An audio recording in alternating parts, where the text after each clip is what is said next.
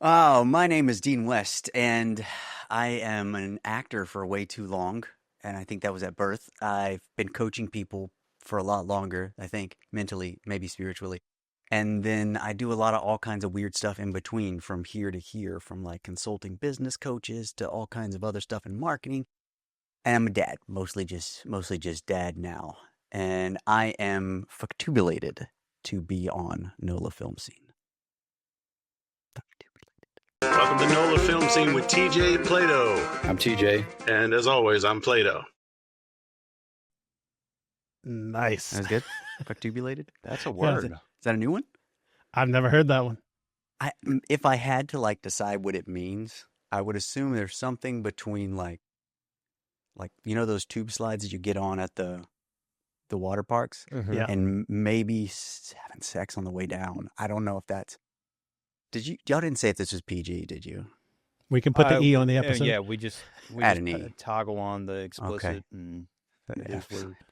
I apologize ahead of time for what might come out of my mouth. I bet you're fun at Scrabble.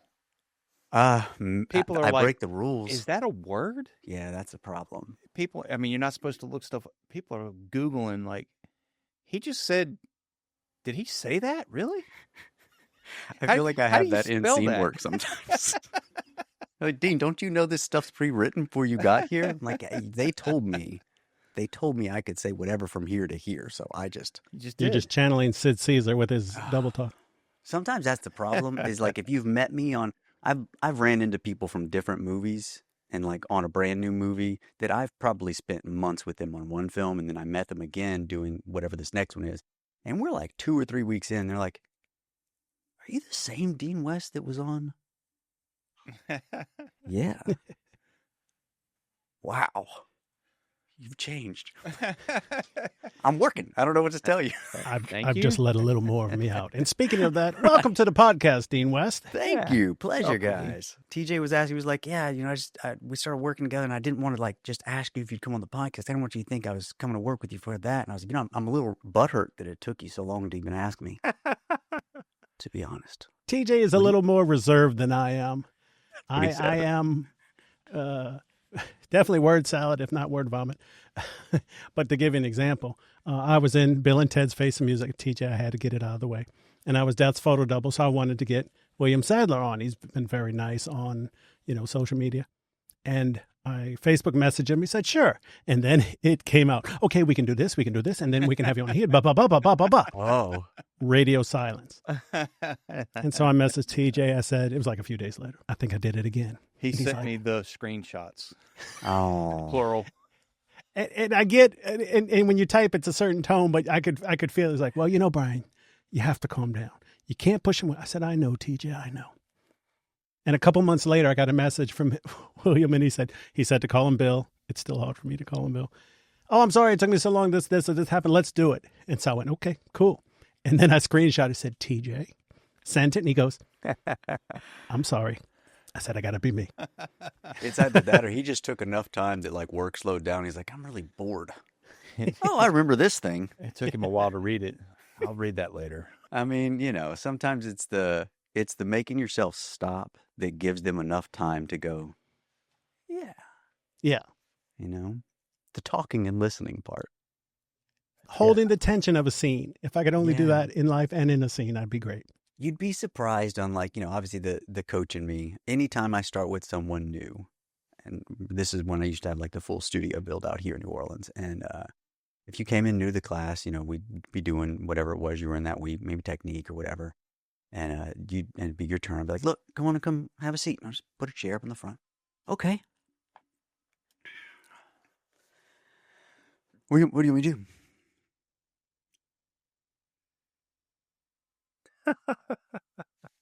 Do you want to do like a monologue? Do you want to no, just relax for a second. Right, but like, do you want to just chill, take it in. Take what do you want me to do though? Like, this is weird sitting up here, isn't it? And just letting people sit, like, you cannot imagine how uncomfortable people are with themselves. Part of that process, like, once you get on the other side of like, oh, I can hear me thinking. And that also gives you the ability to go, that's a dumb thought, don't say it. The same with dialogue is like you're sitting there for a while and you can listen to someone talking, or your mind goes to my next line, my next line, my next line. And then it comes out in this weird fucking way that you didn't plan because you were trying to run it in your head like, how should I do that? And the whole time the other person's just talking, in which case you're not listening. And then all of a sudden they say it in a way that you, of course, did not plan. And then you said it the way you planned. And the other person's like, that was an interesting choice.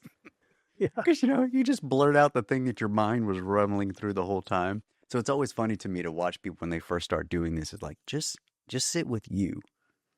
Because most entertainers or actors start this thinking, oh, I get to not be me. There's no escaping that, man. See, I already know that's if I needed to get Brian to confess, that's what I would do. I wouldn't have to torture him. I'd just make him sit. Just sit.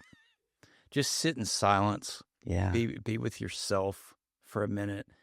And he would just start talking. It would just come out. Have you heard of that room that is totally silent? Yep. Deprivation chamber? I just heard, I had the word just the other day. It's a Sensory. esoteric chamber or something like that. Sensory deprivation chamber. Yeah, but it's a big room. It's got all the sound baffles or whatever it is, and there's no noise. So, yeah. Explain it, but the challenge is if you can spend a night in there, they will give you $1 million.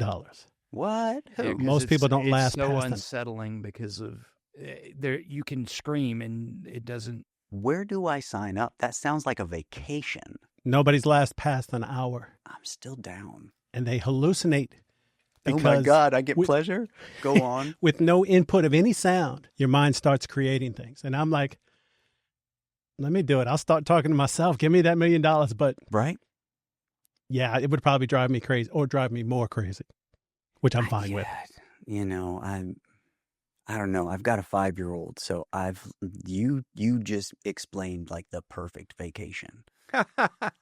I love her, but she is me all over again. And I was explaining to TJ the other day of like her. Do you remember the episode of Family Guy where he hits his knee and it's like, yeah, like a good 5 minutes. If you somewhat look like I did something entertaining, we're going to keep doing it until it's done. And then you're going to be like, we're good. She's the exact same. So Michelle's just like, oh my God. And my full name is Norman Dean West Jr., so I can hear her in the living room sometime. Norma, stop. I'm like that too. Once I can make my wife laugh, I can't stop. So we're watching one of the Transformers movies with I just blanked on his name. Come on, Boston guy. Shia LaBeouf? No. The later. Boogie Nights. All I'm thinking of is his like sexy time when he I can picture him right now. Marky Mark, which he'd kill us to say that. We're gonna get there eventually. But he goes, "Hey, look, it's a transformer," and I turned and said that to her, and she starts cracking up, and I was like, "Oh boy, here we go. We're in 5 seconds. Transformer. I think he transformed." I had it for a good hour, and then it stops. So I'm the same way. I've got to bury it into the ground, but that immediate joy, especially with my wife, because mostly I get this. But you can't see, folks, if you're just listening. Eye roll. My wife has the strongest eyes after listening to all my jokes from all the workout her eyes get. But after a period of time, it's like, oh, you heard that one? Yeah. Dang. Okay. So it's called an anechoic chamber. Oh, okay. That's a whole nother level. Yeah, anechoic chamber, and it has a rating of -20 decibels, and they say it's unsettling and overwhelming to people because you hear your own body sounds, like your heartbeat, and all of that is amplified because there's nothing else going on, and your mind, I guess, apparently starts playing tricks on you. I'd still love to give it a shot. I want to do it too. Or DJ hasn't made him yet, but and what we'll talk about later. But in Tilt, we have like your Monday. We have a Monday morning mindset, and the first thing. Have you ever heard of Wim Hof? So Wim Hof is he's termed as the Iceman because he like takes people to like literally just in their shorts go jog up mountains when it's freezing. But he does a Wim Hof breathing technique, and anybody that's done class with me knows that we do these. And most people, I tell them just do like 5 breaths when you're first starting, but you get to kind of work your way to like 20, and it's a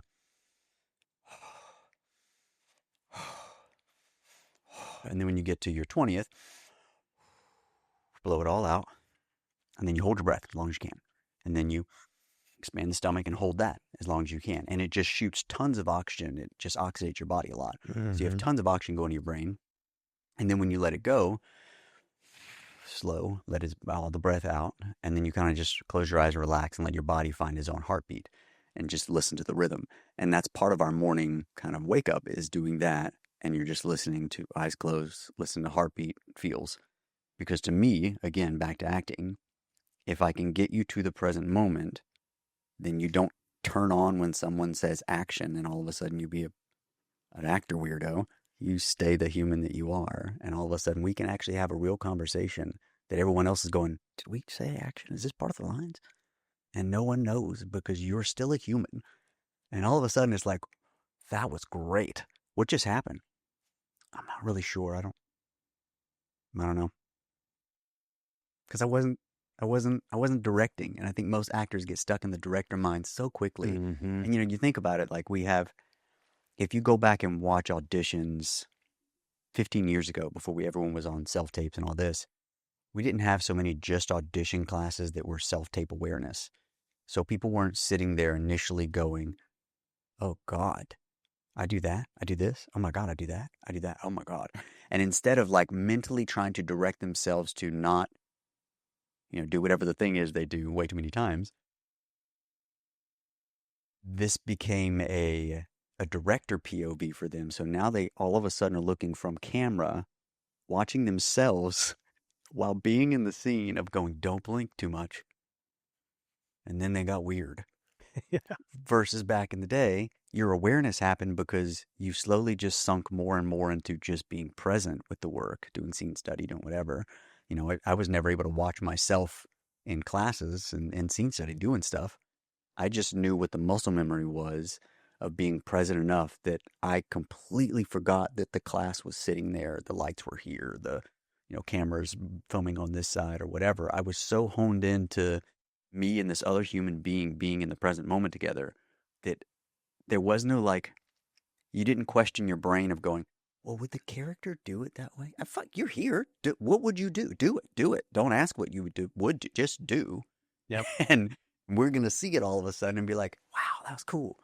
And then afterwards, someone will go, hey, do you remember blah, blah, blah? I don't remember anything from that. Good. That's what it's supposed to feel like. But I don't feel like I was entertaining. Good. You're a human. You don't walk around like in the grocery store like, watch me pick up this mango.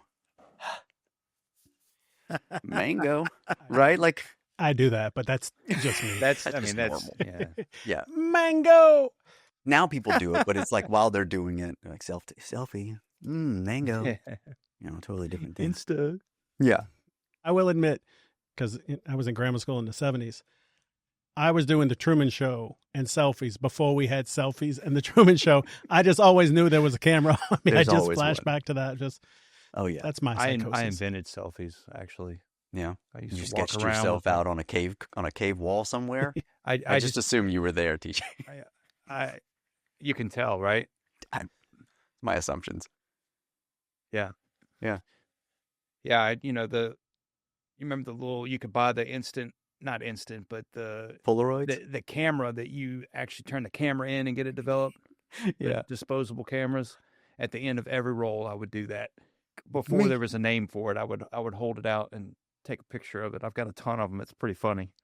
Over the years, you should put just a big mural on the wall of those. Just selfies, yeah. Yeah, you over the years. That'd be great. I have one from the 80s. It's not a selfie, but it's a bathroom mirror selfie. And I had a full new wave flock of seagulls hair. Nice. Flock of seagulls. It's long gone, and I always wanted a mohawk, and I just can't, as people can see when this comes out on video.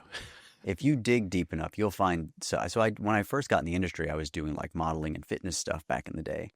And then when I moved to LA, while training and all that from the acting stuff, I started.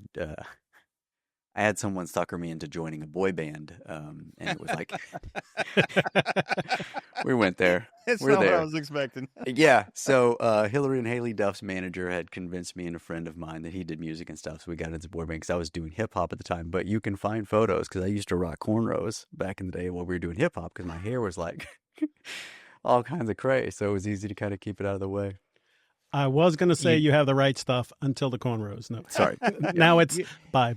Okay, I Mhm. did it. I said it. That was nice. You know, I'm a master researcher. I'm going to find it. Oh, God. I'm going to find those pictures. Yeah, it's probably not too far. Did you see the documentary on NSYNC and the New Kids on the Block about their manager? It's on Netflix, and it goes through all the stuff he did. And I like that music. I didn't buy any albums, so that, in my defense. No, But wait. Afterwards, I just kept walking around, and again saying to my wife, "Dirty pop." I'm addicted to that was those my two favorite words. songs, man. Hip hop wise, like, oh, that thing came on. Just say bye to Dean. He's gonna be out on the flow. You'd be So I surprised. just made a note. I was a hip hopper. Find pictures Find of Dean Dean from boy cornrows. band days. Yeah. We will search it and pop it into the video. We're going to promote the episode with this. It's pretty funny. But you know what isn't funny? Being hurt through the negligence of someone else. New Orleans-based actor Jana McCaffery has been practicing law in Louisiana since 1999, specializing in personal injury since 2008. Jana takes helping others very seriously. So if you've been injured, she's offering a free consultation and a reduced fee to fellow members of the Louisiana film industry. Jana's committed to helping the injured, and she will handle your case with professionalism and determination from start to finish. Link in the description below. Now let's get back to the episode. There we go. I just became famous. What was the name? What was the name of the band? I don't know. I couldn't tell you. I don't know what you're talking about anymore. Mhm. Dementia. Early. You know, when you resist, it makes it that much worse. You should just go with the flow. I want him to have fun searching. I want him to go down a Google rabbit. That's kind I of you. probably should have gave you straight access to it because now you're going to find I'm an interesting human being. Let's just say that. I have lived plenty of lives, my friends. That's funny. Yeah, I moved to Los Angeles when I was 18 or 19, one or the other. And we did all kinds of crazy stuff. Thank God. I always look back at now times and I'm like, man, I'm glad you weren't around. That's why I'm nodding my head like, yep. Mm-hmm. So what got you going with it in the first place before the boy band days? Don't call it that. So when I was probably, I was a kid, and I remember being like 5 or 6, somewhere in there, and we had just got like the VHS kind of tape thing where you could, record that way. Yeah. And my sister and I would like make her do like commercials and shit with me. And I always remember the one was like a roach rate spray, and we were like doing like the commercials for that in between. And I mostly remember because I sprayed that shit at one point. And that's when my mom was like, "Nope, we're done. No more of these things." But it was always just entertaining to me then because again, it's the same thing that goes back to I saw someone giggle. And I made you smile. You got something from me that made you feel good. Oh, where do I sign up? I want to do that. Like, I want to see people smile all the time. So it was just like an immediate assigning that someone put the hat on, was like, all right, this is what Dean's doing. To the point that I think I was maybe 13 or 14 and did like some of those like, Pro Scout kind of things where it's like, oh, model search, acting search. And, I had an agent in like LA and New York, which did jack shit for a child in Louisiana that wasn't going to LA or New York. And I remember in like middle school that I was like, and this was, my girlfriend's time, like, look, we should probably break up. Cause I'm moving to Los Angeles and I'm going to be an actor, and, you probably can't come when I move there. So we should probably just call it now. I didn't move for like another 5 years or something. But, at the time, my head was already, like, I was already creating this future. This manifestation was done for me. So I started I ended up finding an agency in Houston that turned out my cousin, or, I call him uncle because the age difference, but he's my cousin, brought me over there, and I did like one class with a lady named Karen Gourmet that was doing a lot of casting out of Houston at the time. And after we finished, it was kind of like a commercial audition, and she messed up. At the end of the audition, she was like, "Dean, you are so funny, and I mean, you're like really talented at this. If you've never taken classes, why aren't you acting? People want to hear me talk? Okay, sure, we can do that." And then that my cousin there got resume set up and helped me out, the headshots, all that kind of stuff, which you can find those too. And started doing, modeling and stuff like that. I was doing some of those like sports modeling stuff. I was on all like the Academy gear back in the day. And I think my first commercial was a Chef Boyardee commercial. Was also the first time I realized that there is a bucket underneath the table for a reason. Nobody told me. Oh my God. I haven't touched Chef Boyardee since. It was my favorite at the time. Wow. But man, I just remember like finishing one of someone was like cut, and I was like, okay. I sat back, and the sound guy, "Do you, there's a bucket down there if you need to, spit that out after every take." "What? That's what that's for? You've been eating all of that?"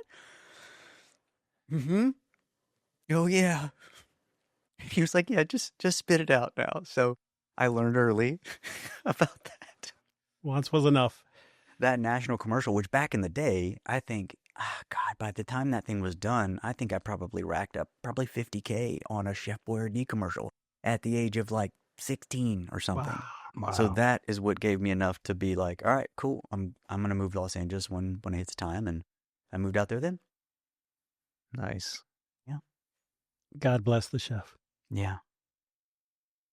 Of the Boyar. Dean. I haven't had the food thing. I did one night in Miami, and I was front row, right in front of the stars. So Malcolm X is right behind me. So I am not going to move. And they started handing out those paper cigarettes. And I quit in 98. So it wouldn't have been a problem, but I was like, I'm good. Because I knew every take they were going to get a new one, and people were going to be inhaling. And by the end of the 14-hour day, they were going to be sick as dogs. Yeah. Mm-hmm. Not me. I did have the secondhand paper smoke, but we won't go into that. Yeah, it's like the eating thing in a scene. You can always tell like someone's brand new that's never done an eating scene before, because they go for it, and you're like, so slow down in between, like when you're doing the take. Maybe be like you're just finishing a bite to get yourself rolling. Maybe that way you're not eating every take. "Oh no, I'm fine. It's my character." Okay, character, do it. And then by like, fourth or fifth take, because there was, again, you're talking about a table where we had like 6 people at the table. So we've got close-ups all the way around. Yeah. And we got mediums all the way around. We got 2 shots. We got wides. Yeah. We got so much stuff that we're going to be covering that I'm like, you're not, and I know, once you've done this long enough, you're like, I know what lens we're on. If you're on an 85, I'm not in this shot. So I'm forking it, right? And then newer actors, same person I was mentioning, I was like, "Don't, just wait, especially if you're not on camera right now." I was like, "Yeah, but I just want to, just in case." Do it. I'm forking. He's full mouth. I'm like, he's going to be so sick. And oh yeah, by the time we took break, he didn't eat lunch. He was just like, "I'm going to skip." I was going to ask. Nope, didn't touch lunch. Just had some coffee. TJ, he talks more than me. I don't know. What are we going to do? How do we get him to stop? I'll just hit stop. Cool. Let's bring him back for part 2. What do you think? Fine. It's a lot, but I think he's got more to say. So come and join us next week, folks, for part 2.